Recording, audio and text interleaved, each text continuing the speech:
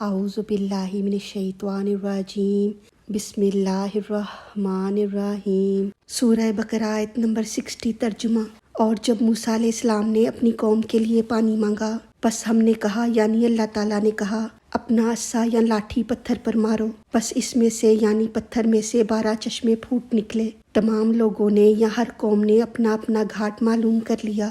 تم اللہ کے رزق میں سے کھاؤ اور پیو، اور اللہ کی زمین میں فساد نہ کرتے پھرنا۔ تفسیر۔ وَإِذِ اسْتَسْقَىٰ، اور جب پانی مانگا۔ بعض مفسرین فرماتے ہیں کہ یہ واقعہ ایک سفر میں پیش آیا کہ جب موسیٰ علیہ السلام بنی اسرائیل کو کہیں لے جا رہے تھے اور بنی اسرائیل پیاسے ہو کر پانی مانگنے لگے، مگر تفسیر کبیر نے فرمایا کہ عام مفسرین فرماتے ہیں کہ یہ واقعہ میدان طی کے زمانہ قیام میں ہوا کہ جب رب تعالیٰ نے ان کے رہنے کے لیے بادل کا سایہ فرمایا اور کھانے کے لیے من و سلوہ اتارا اور ان کے لباس کا بھی انتظام کیا۔ تب موسیٰ علیہ السلام نے عرض کیا کہ مولا پانی کا بھی انتظام فرما، لقومی ہی اپنی قوم کے لیے، یعنی موسیٰ علیہ السلام نے اپنی قوم کے لیے پانی مانگا، نہ کہ سارے جہان کے لیے۔ فَقُلْنَا اضْرِبْ، بس ہم نے کہا مارو، بِعَصَاكَ الْحَجْرَ، اپنا عصا یا لاٹھی پتھر پر۔ یا تو رب نے بطور الہام فرمایا یا موسیٰ علیہ السلام پر وحی آئی کہ لاٹھی سے پتھر کو مارو، یعنی زمین پر رکھے ہوئے پتھر پر لاٹھی ماریے۔ موسیٰ علیہ السلام کا عصا جنت کے درخت آس کی لکڑی تھا جو آدم علیہ السلام اپنے ساتھ وہاں سے لائے تھے، اور آدم علیہ السلام سے منتقل ہوتا ہوا حضرت شعیب علیہ السلام تک پہنچا تھا۔ جب موسیٰ علیہ السلام نے حضرت شعیب علیہ السلام کی بکریاں چرائیں تو یہ ان کو دے دیا گیا۔ اس میں 2 شاخیں تھیں جو تاریکی میں 2 مشعلوں کی طرح چمکتی تھیں۔ موسیٰ علیہ السلام اس عصے سے بکریوں کے لیے پتے بھی جھاڑتے تھے اور اس پر تکیہ بھی لگاتے تھے اور دیگر ضروریات بھی اس سے پوری فرماتے تھے۔ اس عصے میں چند خصوصیات تھیں۔ دریائے کلزم کو اسی عصے نے خشک کیا تھا، یہاں پتھر سے اس کے ذریعے پانی نکالا گیا۔ یہ عصا سانپ بن کر موسیٰ علیہ السلام کی حفاظت کرتا تھا اور پھر پکڑ لینے پر لاٹھی ہو جاتا تھا۔ اندھیری رات میں مشعل کا کام دیتا تھا۔ پھر خوبی یہ تھی کہ موسیٰ علیہ السلام کے ہی ہاتھ میں یہ کام کرتا تھا، نہ تو اس سے پہلے کسی نبی کے دست مبارک سے یہ معجزات اس سے ظاہر ہوئے اور نہ ہی آپ کے زمانے میں کسی دوسرے کے ہاتھ میں۔ الحجر، پتھر۔ اس میں اختلاف ہے کہ پتھر سے کوئی خاص پتھر مراد ہے یا کوئی عام۔ بعض علماء فرماتے ہیں کہ یہ وہی پتھر ہے جو موسیٰ علیہ السلام کے کپڑے لے کر بھاگا تھا، جس کا ذکر سورہ احزاب میں ہے۔ حضرت جبرائیل علیہ السلام نے عرض کیا تھا کہ آپ اس کو کسی تھیلے میں سنبھال کر رکھیں، اس سے معجزات صادر ہوں گے۔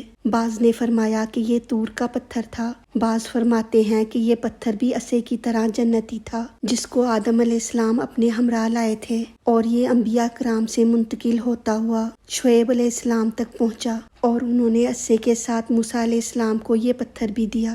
یہ پتھر سنگ مرمر کا تھا۔ بعض نے فرمایا کہ اس سے عام پتھر مراد ہے، یعنی جس پتھر پر بھی آپ عصا مارتے اس سے ہی پانی جاری ہو جاتا، اور یہی زیادہ صحیح معلوم ہوتا ہے کیونکہ اسی صورت میں اعلیٰ معجزہ ظاہر ہوگا، ورنہ اگر کوئی خاص پتھر ہوتا تو کہا جا سکتا تھا کہ یہ اس پتھر کی تاثیر تھی۔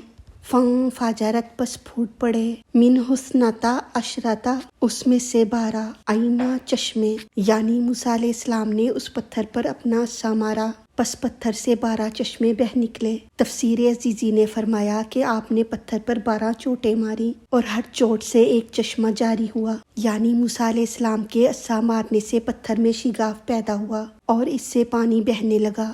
یا تو قدرتی طور پر پانی پیدا ہو جاتا تھا یا وہ پتھر زمین سے پانی کھینچ لیتا تھا۔ اس پتھر میں سے رب تعالیٰ نے 12 چشمے جاری فرمائے کیونکہ میدان طی میں بنی اسرائیل کے 12 قبیلے تھے۔ اگر ان سب کے لیے ایک ہی گھاٹ ہوتا تو وہ آپس میں لڑتے جھگڑتے، اس لیے 12 چشمے جاری فرمائے گئے تاکہ ان میں جھگڑا پیدا نہ ہو۔ موسیٰ علیہ السلام نے ہر گروہ کو حکم دیا کہ علیحدہ علیحدہ 12 گہرے گڑھے کھود لیں۔ پتھر سے پانی آ کر ان گھڑوں میں جمع ہو جاتا اور ہر گروہ اسے اپنے کام میں لاتا۔ قد، تحقیق، علمہ، جان لیا، کلو اناسم، ہر قوم نے، مشربہم، اپنے پینے کے گھاٹ کو، ان میں سے ہر گروہ نے اپنا گھاٹ پہچان لیا تھا اور کوئی دوسرے کے گھاٹ سے پانی نہ لیتا تھا۔ اس میں اشارتاً فرما دیا گیا کہ جب موسیٰ علیہ السلام کی زندگی پاک میں ہی ان میں آپس میں اتنا اختلاف تھا کہ ایک گھاٹ سے پانی بھی نہ پی سکتے تھے، تو ان کی وفات کے بعد ان میں اتفاق و محبت کی کیا امید ہو سکتی تھی؟ یہ لوگ وہاں 6 لاکھ تھے اور 12 میل میدان میں قیام کیے ہوئے تھے، علیحدہ علیحدہ 12 محلے سے قائم تھے۔ ہر محلے میں ایک نہر پہنچتی تھی جو ان کے کھودے ہوئے گھڑے میں گرتی تھی۔ کلو، تم کھاؤ، وشربو اور پیو، من رزق اللہ، اللہ کے رزق میں سے، یا تو رب تعالیٰ نے موسیٰ علیہ السلام کے ذریعے ان سے کہلوایا یا خود موسیٰ علیہ السلام نے فرمایا کہ اے اسرائیلیو، تم خوب کھاؤ پیو اللہ کا وہ رزق جو تم کو بلا محنت و مشقت عطا ہوا ہے، کہ بغیر کھیتی باڑی کے من و سلوہ مل رہا ہے اور بغیر کنواں وغیرہ کھودے ہوئے پانی۔ لیکن یہ نعمتیں کھا کر ولا تعثوا، اور نہ پھرو، فی الارض، زمین میں، مفسدین، فساد مچاتے ہوئے، یعنی زمین میں فساد برپا کرتے نہ پھرو، بلکہ اللہ تعالیٰ کا شکر بجا لانا۔ اب اس آیت کا خلاصہ اس طرح ہے کہ اے بنی اسرائیل، رب کی یہ نعمت بھی یاد کرو کہ جب میدان تیہ میں تمہارے سائے اور خوراک و لباس کا انتظام ہو چکا تو موسیٰ علیہ السلام نے تمہارے لیے رب سے پانی مانگا۔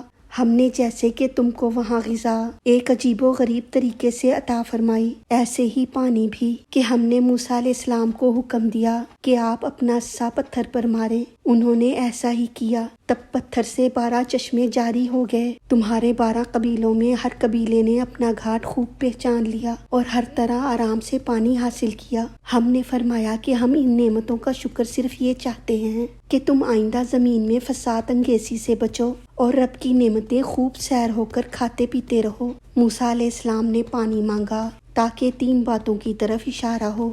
ایک یہ کہ اے اسرائیلیو، تم نے ہمیشہ موسیٰ علیہ السلام کو دکھ دیا ہے مگر انہوں نے ہمیشہ تمہیں آرام دیے۔ دوسرے، اگر تم براہ راست ہم سے پانی مانگتے تو ہم نہ دیتے کہ تم مستحق عذاب تھے۔ موسیٰ علیہ السلام کی وجہ سے ہم نے تمہیں پانی دیا۔ اچھوں کے صدقے بروں پر بھی رحمت ہو جاتی ہے۔ تیسرے یہ کہ موسیٰ علیہ السلام نے اپنی خاطر پانی نہ مانگا بلکہ تمہاری خاطر پانی مانگا۔ نہ شکر ادا کرو اور نبی آخر الزمان پر ایمان لے آؤ اور زمین میں فساد نہ پھیلاؤ۔ اللہ تعالی ہماری غلطیوں کو معاف فرما کر ہمارا پڑھنا سننا اپنی بارگاہ میں قبول فرمائے، ہمیں دین و دنیا کی تمام نعمتیں عطا فرمائے اور ہمیں عمل کی توفیق عطا فرمائے۔ آمین یا رب العالمین۔ وما علینا الا البلاغ المبین۔